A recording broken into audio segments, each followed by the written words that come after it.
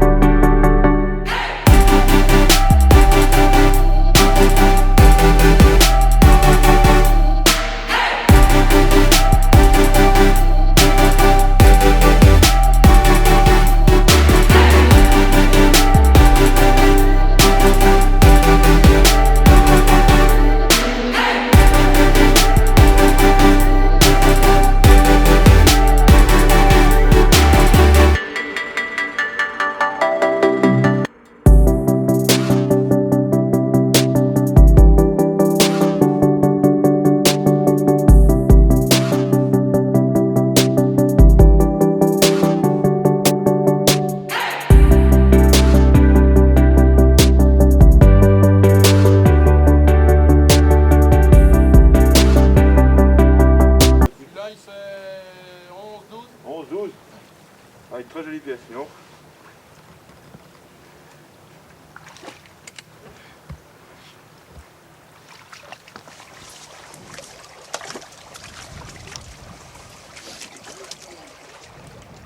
Position commune d'un chercheur de patates.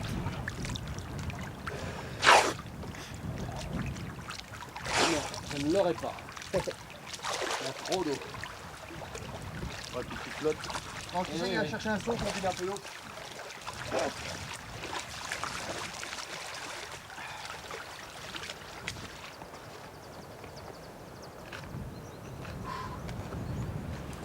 Et le dormeur.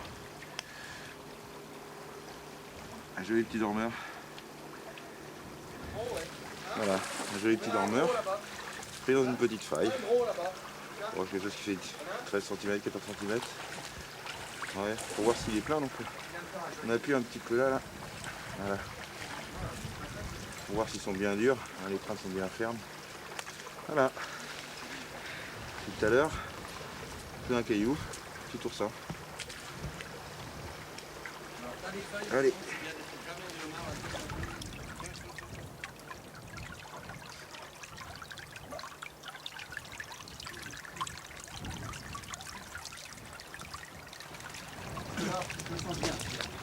Non, il est collé, non? Il est collé pas partout, moi. Ouais. Elle, Lionel, tiens, c'est pas loin, viens voir là.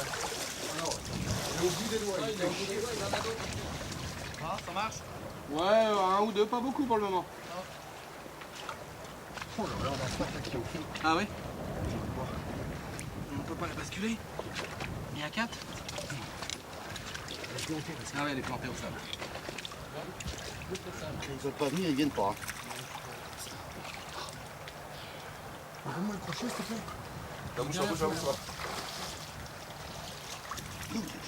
Enlève le petit caillou de devant. Cherche pas à crocheter. Hein. Tu glisses le crochet, tu tournes. Et il y a un gros caillou sous le pavé là. C'est sa particularité à l'ormeau de se mettre dans les failles comme ça? C'est-à-dire qu'effectivement, lorsque tu le touches, soit il se colle, ou alors soit il se plaque et là il est très dur à décoller, ou alors s'il a de la place, bah, il file au plus profond du trou, quoi, et puis bah, tu peux pas l'avoir. Bah, moi, c'est ce qu'il a fait, ça y est. Il a gagné. Il a gagné. Je suis toujours sur le même. Tiens, donne-moi le crochet. Ah là, il part. La réglementation pour pêcher l'ormeau, c'est on n'a pas le droit de s'immerger complètement, c'est ça? Oui, on n'a pas le droit de s'immerger. Enfin, il n'y a pas le droit, pas le masque tu vas, quoi. Hein. Donc, on n'a pas le droit de nager. Ok. Et tant qu'on est sur le fond, Je vais pas le laisser, il est décroché. Et vous êtes limité à combien d'ormeaux? on fait une vingtaine normalement par jour, quoi. Hein. Une vingtaine, c'est déjà pas mal. Ouais. Faut déjà les faire. Tout à fait.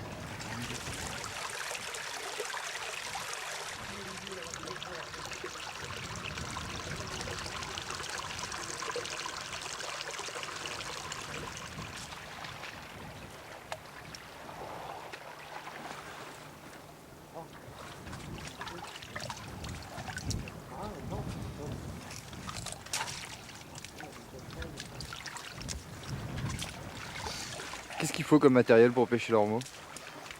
Il faut... Bon, je dirais que chacun a un petit peu son matériel un petit peu fétiche. Moi j'ai un couteau, enfin le tranchant est très limité. L'embout est rond, il est affûté plat pour faire des trous qui sont très très courts. Des failles qui sont très très courtes. Donc bon, là on a un débattement suffisant dans le trou. Et puis quand ils sont dans des failles peu larges, ou lorsqu'ils sont vraiment très profonds dans les trous, ben, un crochet comme celui-là, affûté devant, de manière à passer le crochet sous l'ormeau et en tournant décoller l'ormeau. D'accord. Et puis bon, le crochet sert également aux étrilles comme là, et puis tourteau, bon éventuellement homard si on a la chance d'en trouver un, quoi.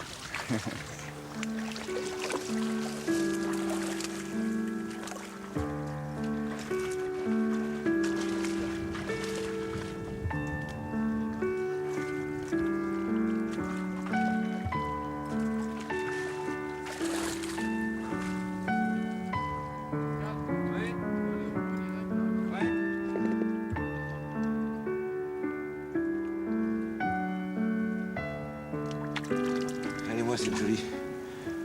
Attrapé à la main, un joli bouquet. Magnifique. Alors ça, c'est un appât excellent pour pêcher le bar. Ouais, c'est clair. Ça, c'est vraiment la paroi dans les périodes chaudes. Un joli bouquet. Il y a juste la place de le mettre, quoi.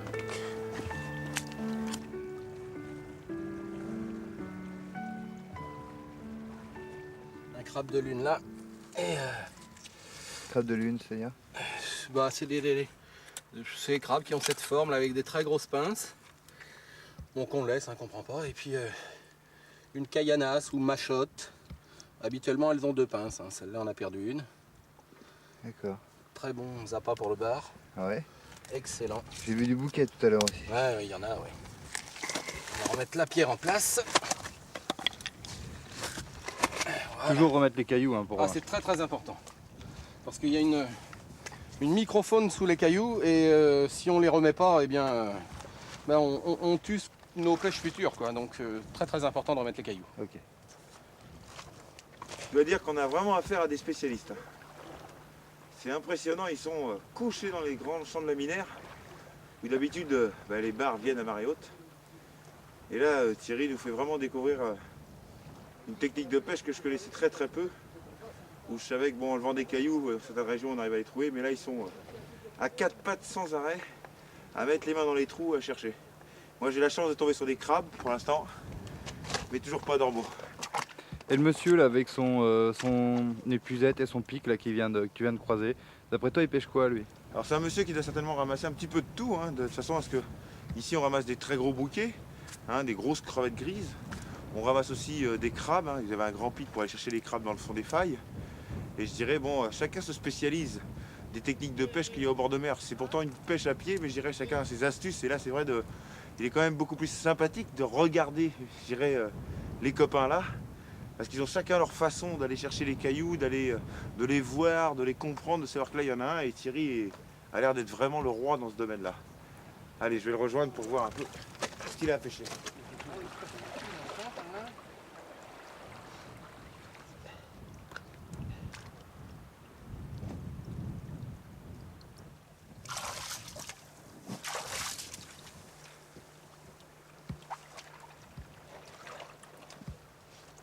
Voilà ce qu'on peut aussi trouver, qui est vraiment quelque chose qui dévore les coquillages.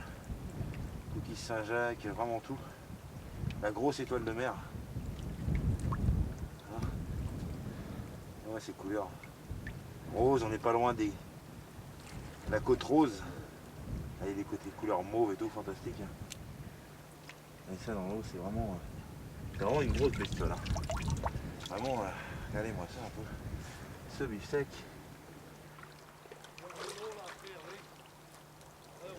Oh, il va y aller à deux.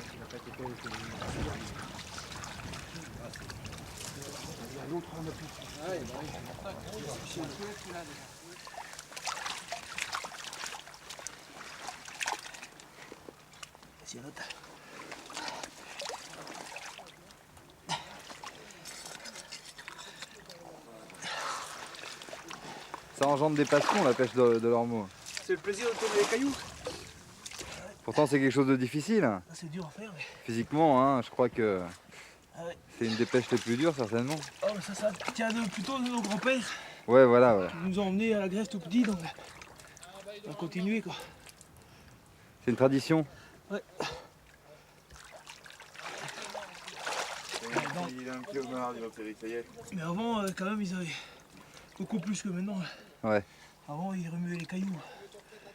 Mais il Ils n'a se pas, mouillaient il a pas été question qu'ils avaient été malades à un moment, les ormeaux? Oh, on part chez nous, on n'a pas entendu. Non. Comment c'est qu'il y en a moins alors?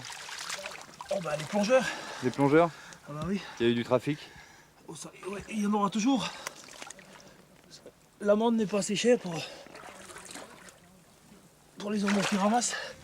Comme tu ramasses une amende et les jours après, ils vont aux ormeaux. C'est payé tout de suite avec. Ça se vend tellement cher qu'il y a tellement de demandes. Il commence à avoir quelques-uns dans le sac quand même. Ah ouais, quelques patates. Ouais. Pourquoi on l'appelle la patate? Alors là, Parce qu'on les mange avec des patates. exactement. Peut-être, On la je suis tourne, pas quoi. sûr. Hein. Comme ça, quand il y en a pas beaucoup, le privilège de pouvoir faire comme Il n'y a pas beaucoup d'ormeaux, il y a beaucoup de patates. Donc on mange Mais- quand même. Quoi.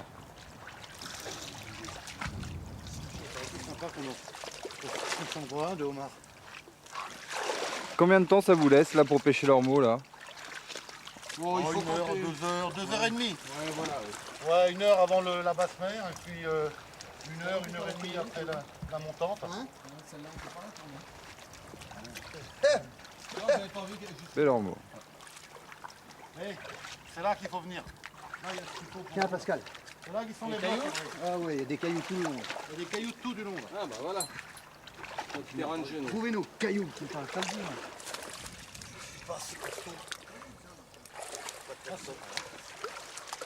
Il y a eu une grosse pression de pêche à une époque d'exercice sur l'ormeau. C'est pour ça qu'on en trouve moins aujourd'hui?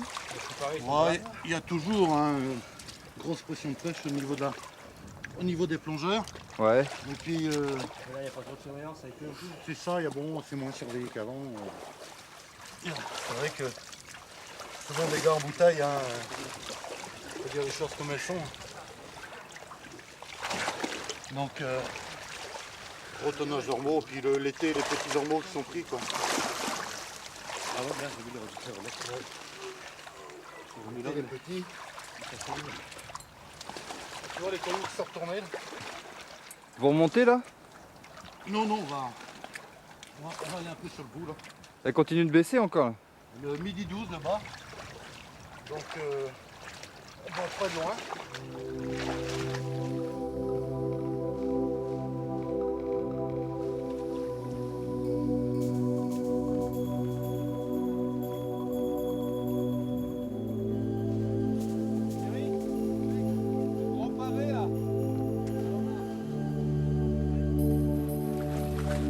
Qu'est-ce que tu ramasses comme crabe donc alors pendant la pêche à pied? Étrilles, tourteaux? Étrilles, tourteaux et il y a des gens aussi qui ramassent les crabes verts. Crabes verts ou crabes rouges pour faire de la soupe. Moi j'avouerais qu'en Bretagne pour l'instant les seules soupes que j'ai goûtées c'était avec des étrilles. C'est quand même un crabe très noble et très plein au niveau de la quantité de chair à l'intérieur. Hein. L'étrille est très riche en chair. Alors dormeur, étrille, homard, quand on peut avoir la chance de tomber sur un. Je dirais voilà un petit peu ce qu'on ramasse, hein, quelques bouquets aussi. Et après en remontant un peu plus sur des endroits où il y a de la vase, on peut essayer de chercher des palourdes, des coques. Mais bon, il faut savoir que chaque élément que vous prélevez à la mer a une taille. Hein, on ne prend pas n'importe quoi et en grosse quantité, on prend ce qu'on a besoin pour en profiter d'un point de vue culinaire. Ce n'est pas une dévastation qu'on doit faire, mais justement un prélèvement simple et normal dans les autorisations légales qu'on a au niveau de l'administratif.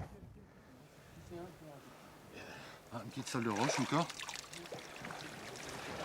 Ah, ça, il y a des quantités sous les... C'est vrai? Ah ouais, c'est amusant, beaucoup. Il y a plus gros, hein. Collé sous les cailloux? Collé sous les cailloux, hein. Ah ouais. C'est joli, hein. Ouais, superbe. Et elle reste vraiment collée. On dirait presque un petit barbu, un petit Ah taureau. ouais, tout à fait, ouais. Ah, elle veut pas s'en aller maintenant, hein. Ça y est, elle est partie. Alors là, les gars, c'est moi qui ai le record, je crois. Super. C'est quoi? Un énorme ormeau. Oh là là, Ah, joli. super. Voilà, enfin, il est très beau. Ça c'est du steak. Ah, ouais. Et l'autre, on le trouve petit à côté. Remarque, j'ai remarqué que les ormeaux, ils vont surtout avec ceux qui ont un peu de ventre.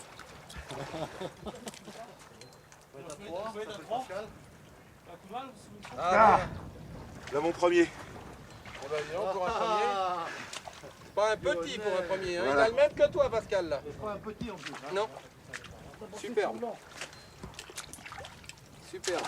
Voilà. Bon bah ça y est, j'ai enfin trouvé la combine. Hop, on va bien le remettre en place pour la prochaine marée. Voilà, ça c'est très important. Dire que pendant ce temps-là, nos femmes croient qu'on s'amuse.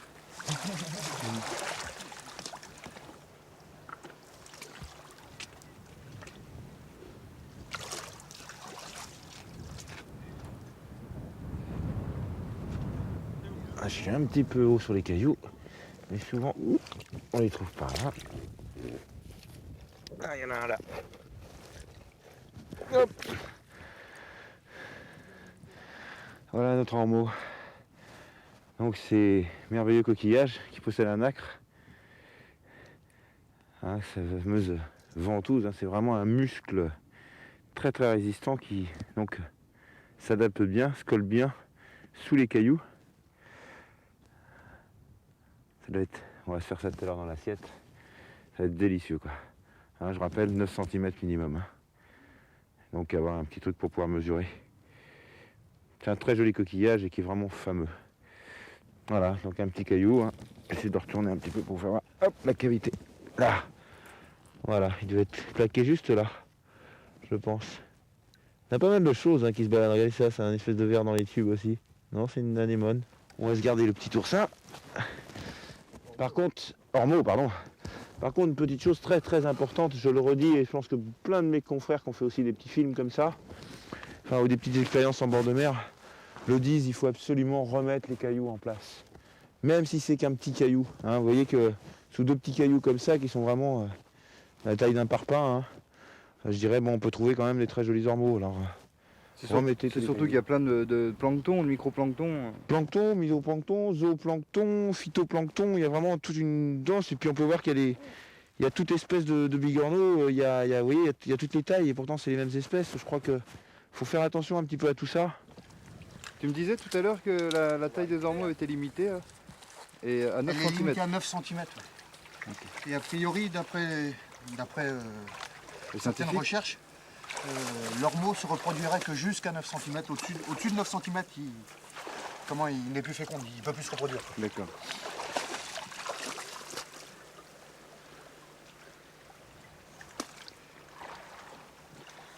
Le chiffre a été revu là pour la taille. Avant, ça a été 7. Lionel, c'était 7. 7 cm. Jusqu'en quelle année? Jusqu'à l'année dernière, oui. C'est l'année dernière. L'année dernière, je c'était crois. 8 encore. Vous en avez parlé en 98 et puis après. Mais avant, donc, c'était 7, hein, Thierry, hein. Non, moi j'ai toujours connu à 8, je crois. Ah bon? 8. Et maintenant c'est 9. Et maintenant, c'est 9, oui. Voilà. Qu'on s'entende bien de le dire que maintenant c'est 9 cm. Comme ça, il n'y a plus de problème. Hein. Si on sait qu'ils retravaillent jusqu'à 9 cm, si on les laisse, Ce qui est tout à fait on raisonnable. en aura de plus en plus. C'est raisonnable. Je pense que dans l'assiette, c'est quand même plus intéressant de voir des beaux ormeaux que de voir en fin de compte des berniques, les fameux Ouais. chapeaux chinois. Ah, faut laisser grandir les autres. Ouais, je crois qu'il faut complètement laisser grandir tout, quoi. Même les petits crabes, les étrilles, j'ai fait beaucoup de petites étrilles. C'est pas gros, hein. Il faut les remettre à l'eau et puis attendre que Hein? ça refasse une mue pour une nouvelle croissance et un nouveau développement. Et là, à la limite, c'est quand même plus intéressant dans l'assiette de présenter La bonne banquette. que ce soit des poissons, que ce soit des coquillages de belle taille. On n'en prélève que pour nous au niveau. Donc, pas besoin d'en avoir des tonnes et des tonnes. Allez.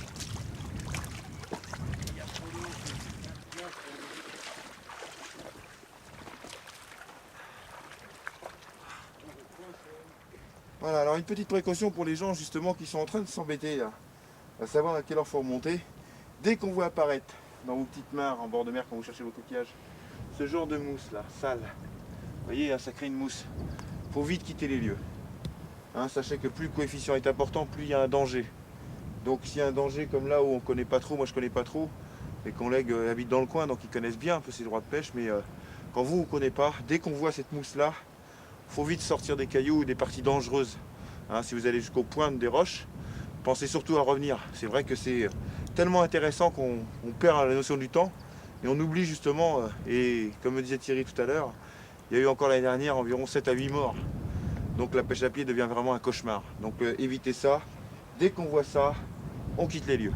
Comme ça, au niveau sécurité, on est optimum. Allez.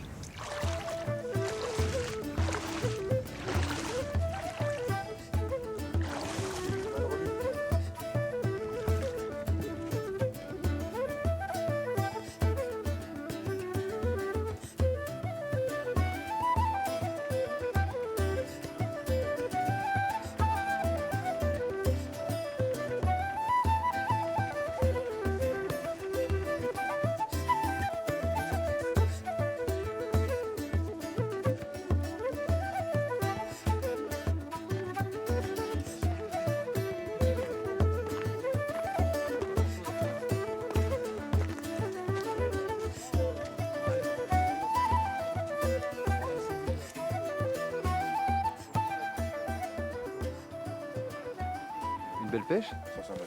Une petite pêche en ombre, mais une belle pêche d'ormeaux, oui, tout à fait. De beaux ormeaux. Et bon, troisième marée de l'année, Ça diminue. le stock diminue un peu parce que les gens y vont, mais enfin, pour en manger, on a de quoi y goûter.